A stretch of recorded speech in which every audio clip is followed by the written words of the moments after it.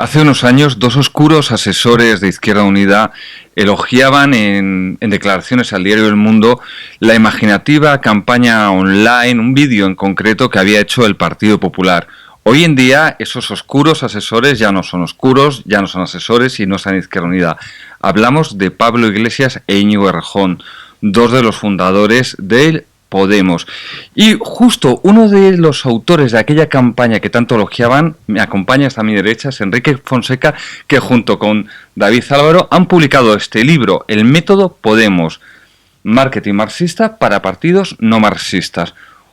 Una obra donde se analiza a la perfección el marketing que ejerce Podemos y cómo hace para llegar al público. A medida periodista digital han decidido venir a este taller del afilador para hablar de esa obra. Muchas gracias. Muchas gracias por invitarnos. Gracias, Antonio. Bueno, Enrique, David, en la presentación de este libro dijisteis que, pues que esta obra ofrece una nueva aplicación de la obra de Marx, que ofrece una nueva aplicación del marxismo. A ver, explicaros. Mira, el marxismo es, vamos a decir, es una filosofía, pero también es una herramienta que se puede utilizar para muchas cosas. Hasta ahora se ha utilizado para la economía y la política, y está claro que no ha funcionado. Pero hay algo en lo que los marxistas no han fracasado, que es en la venta de ideas. Es decir, pese a haber sido una idea que ha traído toda clase de desgracias, sigue estando presente en el mundo académico, incluso hoy por la calle sales, dices soy comunista y nadie te mira raro. No pasa lo mismo, por ejemplo, si dices soy fascista. Entonces, es una ideología que ha fracasado en todos los aspectos, pero desde la perspectiva del marketing ha sido un éxito. Entonces, nosotros hemos cogido toda esa herramienta que ofrece Marx y todos los que le siguen, Laclau, Gramsci, y la hemos aplicado al marketing y hemos visto a ver qué pasa y resulta que funciona. Y la prueba palmaria es Podemos. Bueno, decís que Podemos es el primer partido en aplicar técnicas de marketing aplicadas a las elecciones, aunque sea marketing marxista. Bueno, ¿no es contradictorio que un partido que critica tanto al capitalismo use algo que suena tan capitalista como es esto del marketing? Bueno, al final muchas veces obviamos cuál es el fin último de los partidos políticos, que es ganar elecciones.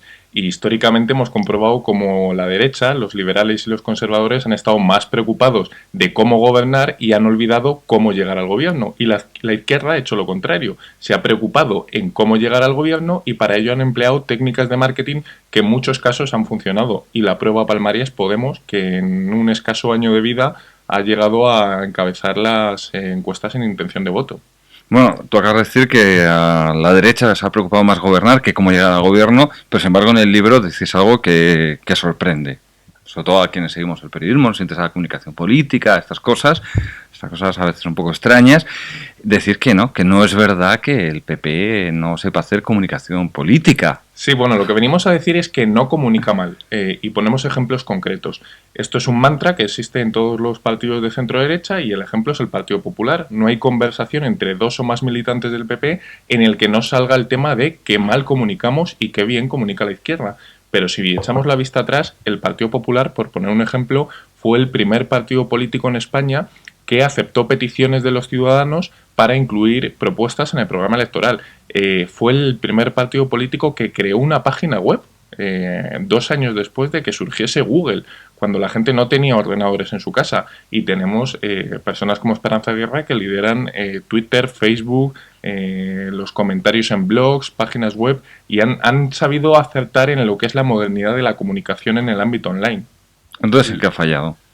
En el marketing. Es que el marketing no es lo mismo que la comunicación. O sea, la comunicación, incluso la publicidad, consiste en que tú quieras lo que yo tengo. El marketing consiste en que yo tenga lo que tú quieres.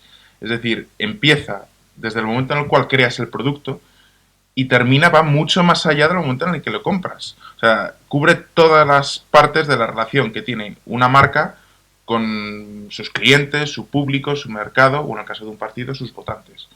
Entonces, ¿en qué acierta Podemos y fallan otros partidos? Podemos ha creado un producto político.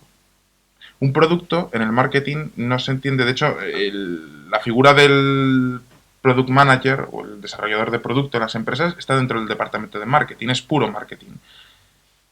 ¿Qué diferencia? O sea, el producto desde el punto de vista del marketing es una herramienta para satisfacer las necesidades del consumidor. Eso lo han hecho todas las empresas toda la vida. La diferencia es que ahora se hace de una forma mucho más sistemática. Tenemos métodos, metodología, técnicas para hacerlo.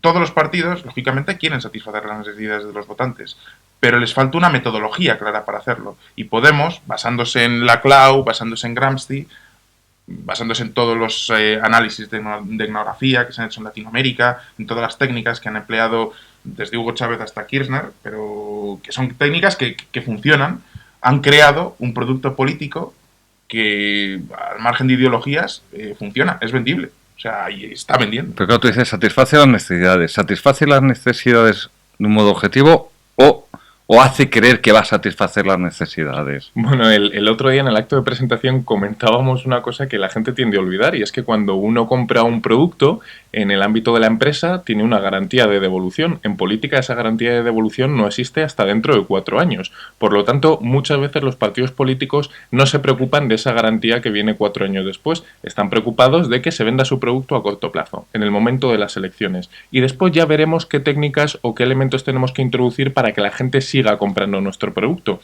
Y es verdad que estas técnicas que aplica Podemos de momento parece que están funcionando y como comentábamos antes, en Latinoamérica han funcionado bien. Luego hemos visto lo que traen. En Grecia también lo hemos vivido. Syriza, la coalición griega, ha conseguido un éxito en las encuestas y en las propias elecciones brutal. Ahora están sufriendo los efectos de ese producto que les han vendido. Pero su objetivo, ¿cuál era? Gobernar. Y lo han conseguido.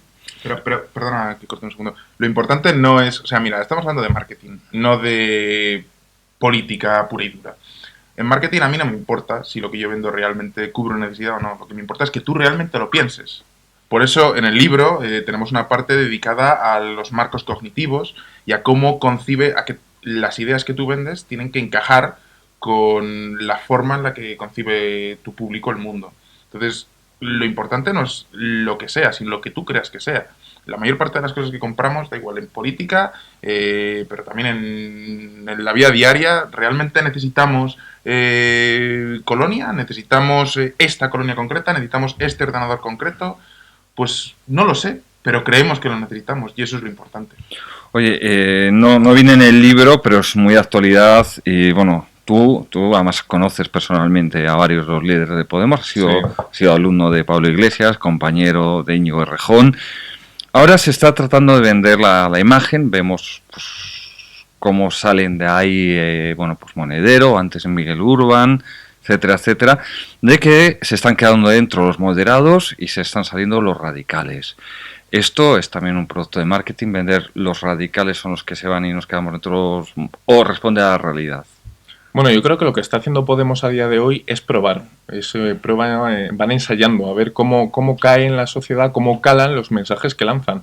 Ahora están virando hacia el centro en un viaje que les ha llevado desde defender y asesorar a Hugo Chávez hasta venderse ahora como socialdemócratas escandinavos. Están probando a ver qué funciona. Lo que pasa es que la aparición de Ciudadanos les tira abajo un poco esa estrategia. Es verdad que en sus orígenes hay declaraciones, hay libros publicados por Pablo Iglesias donde se demuestra cuál es su ideología, en la que él se defiende como un comunista, en la que él saca pecho de haber asesorado a Venezuela o incluso a Ecuador o Nicaragua, y ahora intentan desligarse de eso.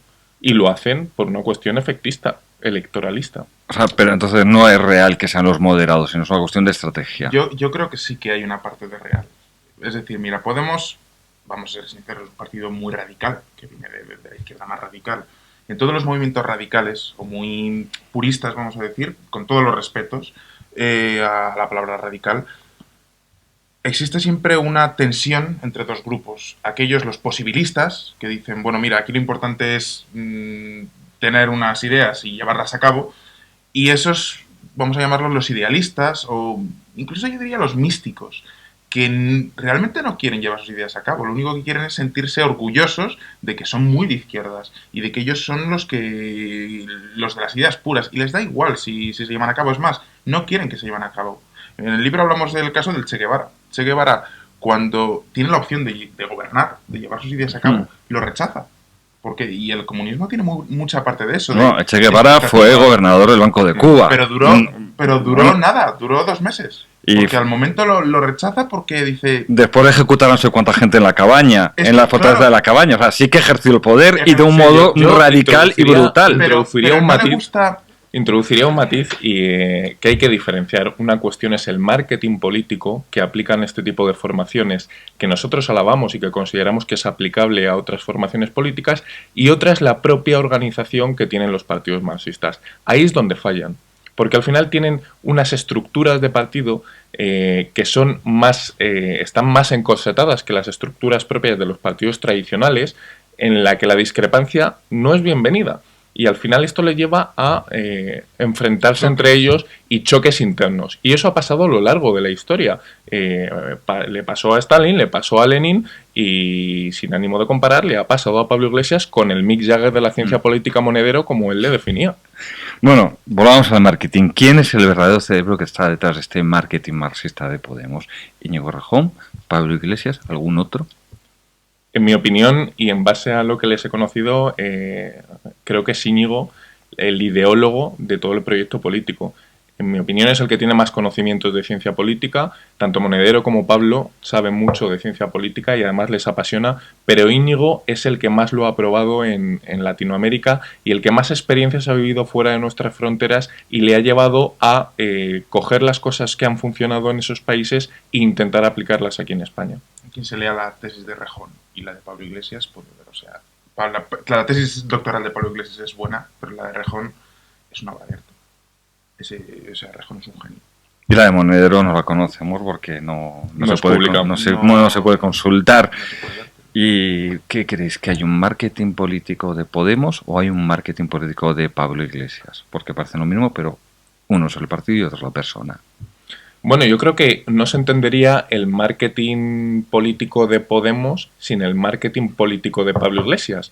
En el libro contamos cómo, antes de la propia existencia de Podemos, ellos ya intentaron introducir el marketing de sus ideas marxistas en los medios de comunicación, y hablamos del ejemplo de La Tuerca, el programa que ellos crearon. Un programa que tenía una doble finalidad. Por un lado, hacer llegar a todos los oyentes sus ideas políticas, y por otro, conseguir una cosa que muchas veces los partidos conservadores tienden a olvidar, y es que te debes de ganar a los periodistas, porque al final, si tú te ganas al periodista, a esa persona le será mucho más difícil hacerte una crítica al día de mañana. Y ellos consiguieron tener una horquilla de periodistas a los que tenían contentos y a los que les daban la posibilidad de expresar sus ideas. De hecho, el gran salto de Pablo Iglesias a las televisiones generalistas fue a través de uno de los periodistas que participaba en La Tuerca. Periodista que ha venido aquí más de una vez. Sí. Sí. Pero contad cómo hacían esa estrategia, porque vale, te invitan, tú vas, hablas un rato, pero terminas a las 1000, cansado, no te han pagado. Al final llega un momento de, oye, estos se están aprovechando de mí. ¿Cómo consiguen que esos periodistas que van ahí no tengan esa sensación? Que es la que yo tuve personalmente la única vez que fui. Bueno, yo creo que al final depende también del perfil de periodista. Hay muchos periodistas que les apetece exponer sus ideas y que les apetece debatir con otro tipo de personas, y luego cuidaban mucho el trato personal. Después de acabar el programa, muchas veces te ofrecían, oye, vamos a tomar una cerveza, hacemos grupo. Son cuestiones básicas. A la gente en la vida le gusta sentirse atendida y le gusta sentir el brazo de un amigo que se lo pasa por la espalda y le dice que bien lo has hecho. Aunque en el fondo te da exactamente igual y no lo piensas y no lo crees, pero al periodista le decían qué bien lo has hecho, qué bien has estado, y si quieres volver, esta es tu casa. Así se lo ganaban, claro. Bueno, ¿y cuáles son las claves? Ahora habéis dado algunas pinceladas, pero ¿cuáles son las claves? Ya sé que resumir un libro en una respuesta de 2, 3, 5 minutos es muy, muy radical, pero ¿cuáles son las claves de la estrategia de Podemos? Bueno, yo creo que lo primero que hay que decir es que quien quiera profundizar en este tema no tiene más que comprar el libro. Bueno, pero por poner un ejemplo, una de las cosas maravillosas que ha hecho Hugo Chávez, que hizo Hugo Chávez en Venezuela, y lo contamos también en el libro, es vender el socialismo del siglo XXI del que él hablaba como un proyecto continuista de Simón Bolívar. De hecho, hay mucha gente en Europa que asimila la figura de Simón Bolívar con la de Hugo Chávez. Y es tremendamente curioso cuando uno indaga, investiga y se da cuenta de que Simón Bolívar se definía como un liberal. Incluso se da cuenta de que el propio Marx le escribía a Engels cartas diciéndole, bueno, es que este hombre es un cobarde, es un producto de marketing político y hay que eliminarle, porque es una amenaza al proyecto socialista. El padre del socialismo, Karl Marx, odiaba a Simón Bolívar. Sin embargo, en Venezuela, Hugo Chávez consiguió que la gente pensase que su proyecto de socialismo del siglo XXI era continuista de Simón Bolívar. Sí, hablamos de República Bolivariana, gobierno bolivariano, aunque en esto tampoco es tan original. Fidel Castro ha conseguido utilizar la imagen de José Martí que tiene textos muy duros contra el socialismo. Exactamente. Sí. Yo creo que una de las claves del método Podemos, por dar un titular, es la creación de un producto político que empieza con el análisis de distintos grupos, distintos colectivos en función de sus demandas no satisfechas, de sus problemas, las mareas, la marea blanca, la marea verde de la educación, aquellos que les van a desahuciar, aquellos que no pueden comprar una casa porque está muy cara, no tienen un trabajo estable y son jóvenes, etcétera. Canalizar esas demandas, problematizarlas, o sea, decir, esto es un problema con unos culpables y unas víctimas, y esta es de este problema se deduce una solución que encaja con la forma en la que la gente entiende la política y el mundo. Por ejemplo, en el caso de Hugo Chávez, ¿por qué introduce a Simón Bolívar? Bueno, porque es una figura que todos los venezolanos conocen y que les gusta. Entonces dice, no, mira, este es de los nuestros. Es una forma de coger distintas cosas, distintos significantes, aceptados por el pueblo, por los ciudadanos, por el mercado, y agregarlos en tu producto político. Esa es una de las cosas. Y otra clave sería la creación, la tuerca, que tiene esa doble finalidad, atraer periodistas y además tener una propia plataforma de comunicación desde la cual te comunicas directamente con el ciudadano y desde la cual transmites exactamente tu discurso. Es decir, Pablo Iglesias no cuenta una medida, cuenta una visión de la realidad. Lo hemos visto en el programa económico que acaban de presentar, ¿no? Nuestra visión, nuestro proyecto político para España. Y ellos no te dicen vamos a subir o bajar los impuestos, vamos a hacer... No, es una visión, un discurso. Y ese discurso le transmiten a través de su canal de comunicación, que es la tuerca. Es algo que, por ejemplo, otros partidos no tienen. O sea, cuando Rajoy va a comunicar una medida, sale de una rueda de prensa, los periodistas lo cubrís, después lo contrastáis. Con no, se pone un plasma. Pone un plasma, bueno. Pero fíjate, tú coges y cuentas lo del plasma. Él no quería que se hablara del plasma, no, ni siquiera recuerdo la medida que quería contar. Pero lo que nos ha llegado de esa rueda de prensa es que salió en un plasma. ¿Por qué? Porque los periodistas lo filtrasteis. Y además os quedasteis con eso que dijeron el de Podemos, el del PSOE, el de no sé qué. Y al final lo que llega al ciudadano es algo muy distinto que lo que quería el político. Pablo Iglesias se salta ese intermediario y crea su propio medio de comunicación. No sale en los medios, crea su propio medio. También sale, pero crea su propio medio. Con lo cual controla el origen, el intermedio y el final del mensaje. Y eso es otra estrategia que ha sido estupenda. Oye, no sé si viste la entrevista que le hicieron ayer en el intermedio. Pablo Iglesias le reprochaba al intermedio, a Gonzo, que claro, es que yo estuve deseando venir aquí mucho tiempo y solo me llamaba Intereconomía y medio en broma, medio en serio, había ahí un reproche. Sí, ¿creéis que hay un resentimiento real con determinados programas porque no trataron como él creía que le tenían que tratar en un principio? Bueno, yo lo que creo que hay es un problema con el que se está enfrentando Pablo Iglesias, que es que existen hemerotecas. La tuerca, como bien decía Fonseca, les ha dado mucho en positivo, pero también les ha dado cosas en negativo. Cuando la tuerca comenzaba, Pablo Iglesias saludaba a los nuevos programas de La Sexta, de política, como aquella jaula de grillos donde se juntaban un grupo de todólogos que no sabían de nada y hablaban de todo, y que era una especie de aquí hay tomate de la política, y los criticaba. Tiempo después le hemos visto a él y al grupo de cabezas visibles de Podemos interviniendo en dichos programas sin ningún tipo de problema y mostrándose agradecidos.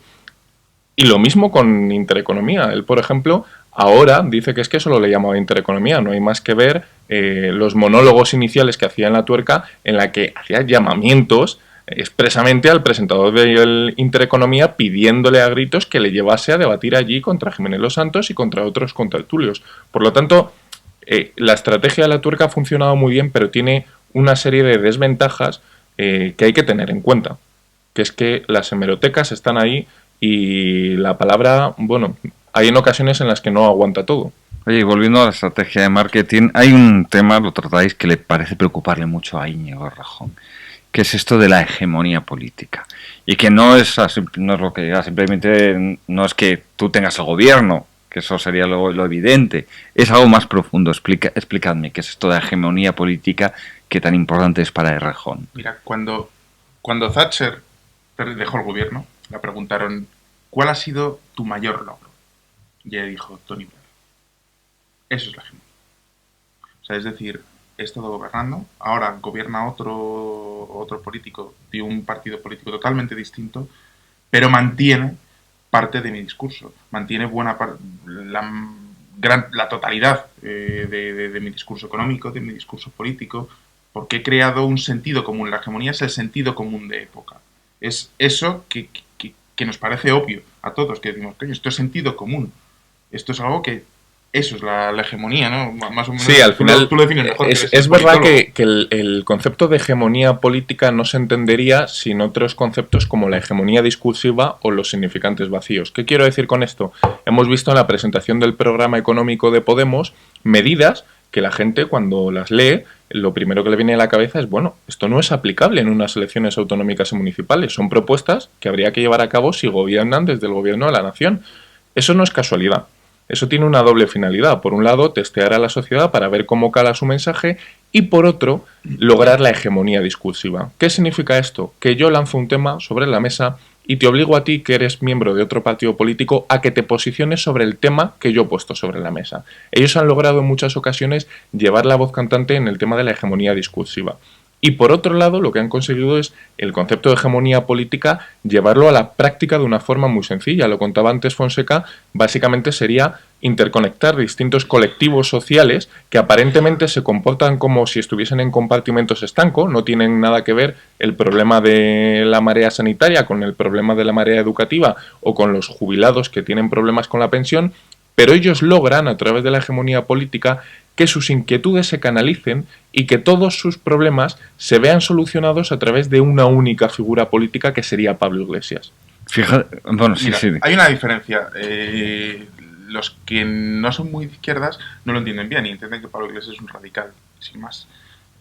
Pablo Iglesias es un innovador. Bueno, Iglesias y Errejón en su momento fueron muy provocadores dentro de lo que es la izquierda, bueno, y lo siguen siendo. Y una de las cosas que decían es, bien, la revolución, pues sabes que la gente, los comunistas, para ellos la revolución es un poco como la segunda venida del Mesías. O sea, algo, un mito. La revolución va a llegar y tal. Bueno, vale. Pablo Iglesias decía, bien, ¿y qué pasa el día después de la revolución? Porque tienes un montón de gente que no está de acuerdo contigo y que va a estar luchando en contra tuya. Y tienes que imponer una serie de cosas. ¿Qué haces? Y no vale la violencia. O sea, la violencia está bien, pero tiene que haber algo más. Porque con represión policial no consigues cubrir toda la sociedad. Eso te vale para un caso extremo, pero ya está. Necesitas algo más. Y eso es la hegemonía.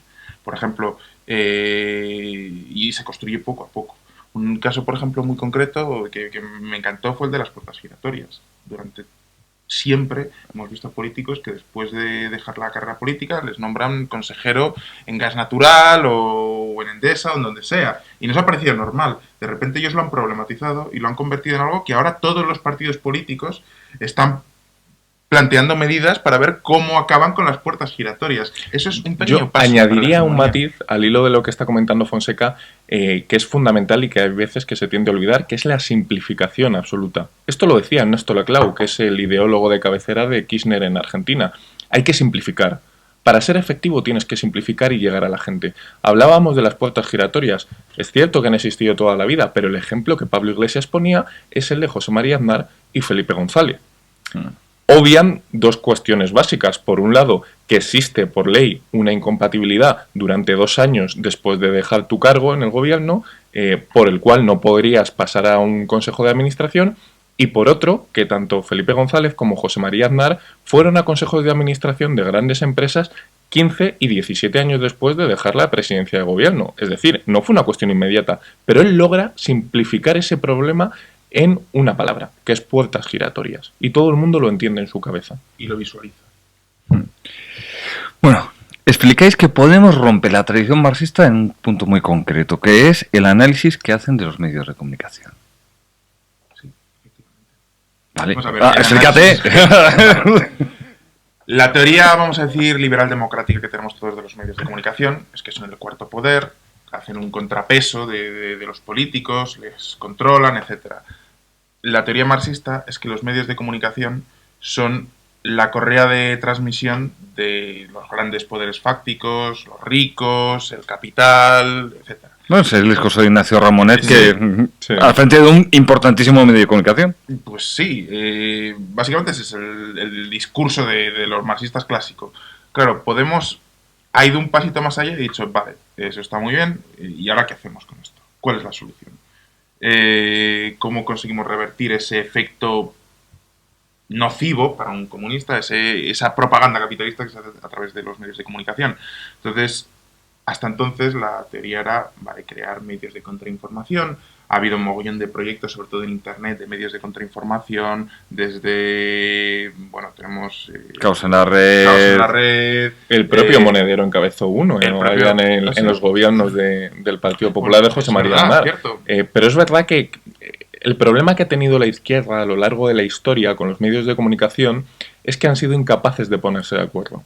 Vemos como Lenin achacaba continuamente todos los males a los medios de comunicación y su premisa fundamental era hay que acabar con ellos. Luego tenías una siguiente visión que podía ser la de Chomsky, que lo que dice es que hay una infoxicación, es decir, un exceso de información que provoca que la gente acabe más o menos que alterada y no sabe cuáles son los problemas. Y esto es una estrategia que llevan los medios de comunicación a cabo para confundir a la sociedad. Y luego hay otra tercera visión, que sería la que expone de una forma brillante, a mi modo de ver, Saskia Sassen, que lo que plantea es que los medios de comunicación han cambiado y por tanto hay que utilizar los elementos nuevos que nos ofrecen la informática, los medios online para llegar al ciudadano. Y habla del poder de Internet. Pablo Iglesias estaría en ese último grupo de pensadores que han considerado que hay que introducirse en los medios de comunicación y hay que hacerlo por todas las vías posibles, tanto por prensa escrita, medios audiovisuales y medios propios. Y esa estrategia les ha funcionado porque hemos visto durante mucho tiempo cómo Pablo Iglesias ha pasado de ser un tipo conocido en el mundo académico de la Complutense y de políticas, más en concreto, a ser uno de los políticos que más conoce la sociedad española. Oye, en el libro decís algo que a mí me ha llamado la atención y que supongo que si lo lee Pablo Iglesias le va a molestar profundamente. Decir que tiene algo en común con Ronald Reagan, que no creo que le caiga muy bien. Bueno, lo que... Yo creo que no sé si le va a molestar o a lo mejor hasta... O le va a halagar, ¿no? Nunca se sabe. Nunca se sabe. Pero es verdad que esto es una anécdota que en el proceso de escribir el libro investigamos muchísimo, leímos mucha literatura y miramos muchas encuestas para ver cómo se comportaban los distintos partidos políticos a lo largo de la historia y cómo calaba su mensaje en la sociedad. Y comprobamos que a los dos les pasaba lo mismo. Y es que la gente decía que no estaba de acuerdo con sus ideas, que no les gustaba lo que iban a hacer en política, pero aún así que pensaban votarles. Es una cosa que es kafkiana y es difícil de explicar. Sí. Pero tiene un componente de protagonismo personal. De crear una figura política que a la gente le caiga simpática. Vemos cómo, por ejemplo, a Podemos le votarían grandes empresarios, cuando en su programa electoral es difícil que un gran empresario se vea cómodo, se sienta que puede salir beneficiado como empresario. Sin embargo, consiguen que le voten. Es decir, no estamos de acuerdo con las ideas políticas que exponen, pero el tipo, la cabeza visible, nos cae bien. Y una pregunta, porque, bueno, todo este método con el que han conseguido, pues 5 diputados, han conseguido subir en encuestas un montón, ahora parece que están en un valle, están cayendo. Claro, fue cuando los medios se les trataba muy bien, cuando fue una época en la cual Pablo Iglesias viene aquí, se sienta en esta mesa, le hacemos una entrevista y cuando se va pone redes sociales saliendo de territorio hostil, porque es la primera vez que en un medio de comunicación le hacen preguntas un poco incómodas. Parece que todo se basaba en que los medios nos van a tratar bien allá donde vayamos, que nos van a cuidar, nos van a mimar, somos los simpáticos, a los que nunca nadie les va a reprochar nada. Cuando los medios ya han dejado de hacer eso, ya se les saca papeles, se les dice, oye, tú dijiste esto, ¿qué pasa con esas cuentas? Donde de repente ya no son estos chicos impolutos que vienen de políticas.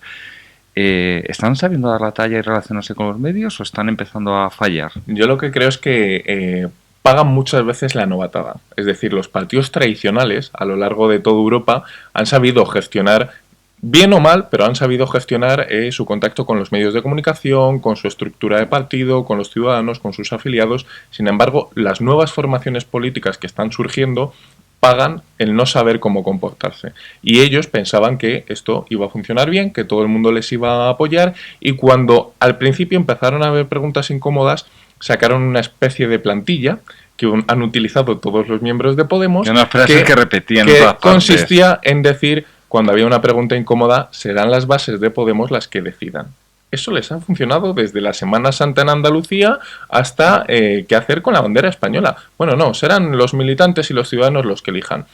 Eso te sirve para salir al paso en una entrevista, pero luego no tiene trasfondo político. Y eso es lo que les está empezando a dificultar su meteórico ascenso en las encuestas. No veíamos, pues, ¿no? Como ante cualquier cosa decían, bueno, tu odio, mi sonrisa, ¿no? El eslogan, entonces se repetía, esa frase se repetía, ya estamos en lo de siempre, ya estamos, o sea, como había una serie de frases, ¿no? Yo creo también que Pablo Iglesias, esto lo pensé desde el primer día que le he conocido, de hecho siempre me ha sorprendido, es un perfil, yo creo que un perfil de político que termina tropezando con su propio ego. Es decir, le ha ido tan bien toda la vida, es una persona inteligente, una persona muy válida, y tarde o temprano llega un momento donde pierde la visión de la realidad y termina haciendo locuras pensando que le va a salir bien porque él tiene buena estrella. Y lo hemos visto con muchísimos políticos más. O sea, podríamos dar millones de ejemplos. En España, fuera de España, tenemos el caso de Varoufakis, por ejemplo. Es un macho alfa. Y sé que pues, suena un poco friki, pero es el típico macho alfa que toda la vida le ha ido muy bien y se piensa que todo el mundo le va a beber el agua hasta que llega un día y dice, no, mira, espera, sí, eres muy majete, muy simpático, viste muy bien, eres muy guapo, pero no te voy a perdonar la deuda porque sí. Entonces yo creo que es un problema que le está pasando especialmente a Pablo Iglesias. O sea, necesita... Creo, fíjate, eso lo hacía tal vez Monedero muy bien. En alguna entrevista, en algún discurso, Monedero lo iba a decir, que él estaba ahí un poco para frenarle a Pablo Iglesias. Creo que a lo mejor ese contrapunto que ha perdido lo va a echar de menos. ¿Y a Monedero se lo ha cargado el tema de las cuentas de Venezuela o ha habido algo más? ¿Creéis que les habéis tratado, les conocéis, les habéis estudiado? ¿Creéis que hay algo más? Yo creo que el componente fundamental estaba en lo que acaba de apuntar Fonseca, que es una cuestión de egos personales. Esto no lo digo como crítica, lo digo como experto en ciencia política. A lo largo de la historia, todos los líderes políticos que han destacado han sido personas que se caracterizaban por tener un enorme ego. Desde, para que no me tachen de estar en contra de Podemos, desde Margaret Thatcher hasta Pablo Iglesias, incluso Varoufakis. Son personajes con mucho ego. Eso te lleva a situaciones en las que no permites que el ego de otro esté por encima del tuyo. Entonces veíamos como el otro día, cuando Monedero dimitía, Pablo Iglesias decía que es que Monedero es una persona que tiene que volar. Le faltó añadir que no tiene que volar alto, sino lejos. No le quieren en Podemos, y no le quieren porque para su estrategia electoral no les funcionaba. Han visto cómo el caso Monedero, sus ayudas a Venezuela, sus auditorías, sus trabajos de asesoramiento les han ido perjudicando. Y Pablo Iglesias es ese perfil de político que está dispuesto a matar a sus hijos políticos con tal de conseguir su objetivo final. Y esto ha sido algo que han compartido a lo largo de la historia las formaciones comunistas. Sí, yo suscribo todo lo que ha dicho. O sea... Vale, perfecto. Y ahora, la pregunta afilada, sobre todo para ti, que trabajas todavía para alguien del Partido Popular. ¿Qué dirigente del Partido Popular necesita con más urgencia leer vuestro libro? Pues ahora mismo no te sabría decir. Yo lo que sí que les diría es a todos, tanto a los que lo hacen bien como a los que no lo hacen tan bien, que lo lean. Que lo lean, sobre todo pensando en aquellas personas... pero insisto, es la pregunta afilada. Sí, ahora te apunto un par de nombres. Yo creo que todos aquellos líderes políticos que llevan demasiado tiempo en política, y no por el hecho de llevar demasiado tiempo en política, sino por no ser conscientes de que el escenario político está cambiando. Antes, en el libro lo comentamos, era un juego de suma cero. bastaba que el PSOE lo hiciese mal para que el PP ganase y viceversa. Ahora el escenario político ha cambiado por completo, por lo tanto hay que introducir nuevas formas de hacer política. Yo creo que desde el presidente de gobierno le vendría bien leer nuestro libro, hasta pasando por el sociólogo de cabecera de nuestro partido, les vendría bien leer este libro porque les apunta técnicas que a lo mejor no son conscientes de que se pueden aplicar dentro de un partido como el Partido Popular y que les serían efectivas y útiles. Y hay líderes dentro del Partido Popular que aplican cosas como estas y no les va tan mal. Bueno, pues tú quieres apuntar algún nombre o te conformas con los que dice tu Yo compañero. concretamente diría, la Moncloa tuvo la oportunidad, tal vez suene un poco duro decirlo, pero tuvo la oportunidad en su día de hacer lo que llamaban en su día pedagogía de la crisis y pedagogía de las medidas que iban a tomar. Lo podían haber hecho desde el primer momento.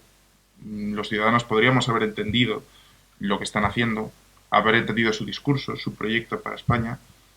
No lo han hecho y ahora mismo lo que entendemos de lo que hace el gobierno es lo que nos dice Podemos, lo que nos dice la oposición. La gente sigue hablando de recortes, incluso en áreas donde no ha habido recortes. Incluso cosas que no son recortes, como las subidas de impuestos, las llamamos recortes. Hombre, recorta nuestra cartera. Sí, es un recorte de nuestra cartera, pero no es un recorte de presupuesto. Cosas como la Ley de Seguridad Ciudadana, yo no me la he leído, no sé en qué consiste, pero el mensaje que me llega es lo que me han dado, pues ya no podemos, todo el mundo. O sea, al final han dejado que el discurso lo dé todo el mundo, menos el PP, y en fin, parece que les está pasando factura. Sí, es peligroso porque hay que apuntar que en muchas ocasiones en política el silencio es un arma que se utiliza bien y que funciona, pero hay muchas veces que el propio silencio es peligroso y cae en lo que hablábamos anteriormente de la hegemonía discursiva. A este gobierno lo que le ha pasado es que ha llevado a cabo acciones muy buenas que han beneficiado a muchos ciudadanos, pero que no han sabido, no es que no hayan sabido explicar, es que no han explicado, no se han molestado en decirle a la gente hemos hecho esto por esto y por esto, o hemos garantizado el sistema de pensiones gracias a una nueva ley. No lo han explicado. Entonces el silencio, la omisión de discurso en ese sentido es totalmente perjudicial y destructivo. O sea, yo creo, sinceramente, yo es un libro que lo mandaría a la Moncloa y diría, mira, esto es lo que se podría hacer. Se podría haber hecho y merecería la pena. ¿Se mandarías a Rajoy y a Carmen Martínez Castro? Probablemente. De hecho hay un capítulo, aparte de las conclusiones, hay un capítulo, el último, donde mostramos una metodología de marketing paso a paso, desde cero, utilizando todo lo que decimos en el libro. O sea, más sencillo, más fácil no puede ser. Es un háztelo tú mismo. Incluso para alguien que solo lee el Marca. Bueno, pues Enrique Fonseca, David Álvaro, muchísimas gracias por haber venido aquí a hablar de vuestro libro y a darnos algunas claves fundamentales para entender Podemos. Y nada, pues oye, mucha suerte. Gracias. Muchas gracias.